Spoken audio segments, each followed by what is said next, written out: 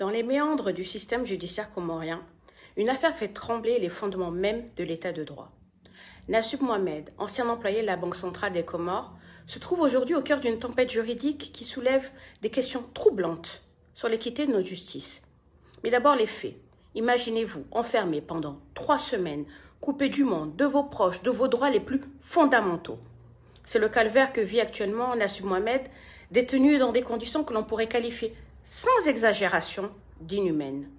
Dormant même le sol, privé d'hygiène basique, cet homme est traité comme un criminel dangereux. Son crime?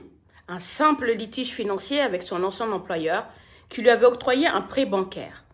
Il est désormais exigé de l'ancien employé un remboursement anticipé suite à la rupture du contrat de travail. 15 anciens employés de la Banque centrale sont concernés, mais un seul est détenu, Nassoub. L'histoire ne s'arrête pas là. Elle prend des allures de thriller juridique quand on apprend que cette détention qui bafoue allègrement la limite légale de 24 heures pour une garde à vue semble être utilisée comme un moyen de pression pour obtenir un remboursement d'un crédit.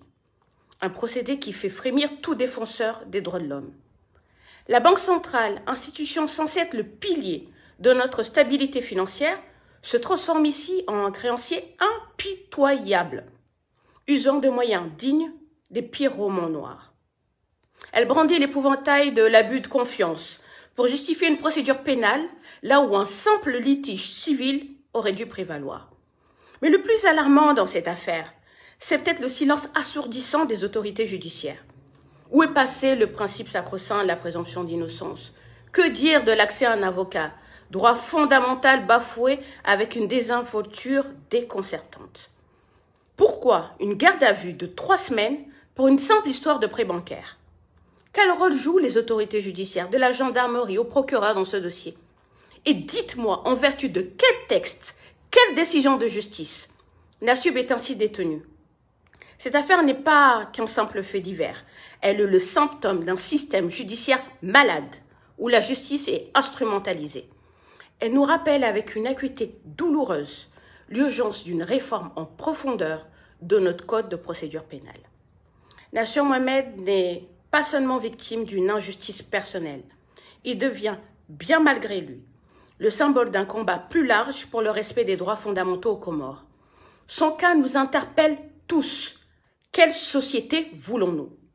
Une où la loi du plus fort prime ou une où la justice est véritablement aveugle, protégeant équitablement chaque citoyen? Il est temps de se réveiller, de s'indigner, d'agir. Car si aujourd'hui c'est Nassoub qui est victime de cet arbitraire, demain, cela pourrait être n'importe lequel d'entre nous. N'importe qui, bénéficiaire d'un crédit, peut demain se retrouver en prison parce qu'il n'a pas eu les moyens de rembourser un prêt. L'affaire Nassoub, c'est un appel à la conscience de chaque Comorien. Elle nous rappelle que la démocratie et l'état de droit sont loin d'être acquis aux Comores et doivent être défendus chaque jour. À nous de relever ce défi pour que justice soit enfin rendue, non seulement à Nassoub, mais à tous les citoyens.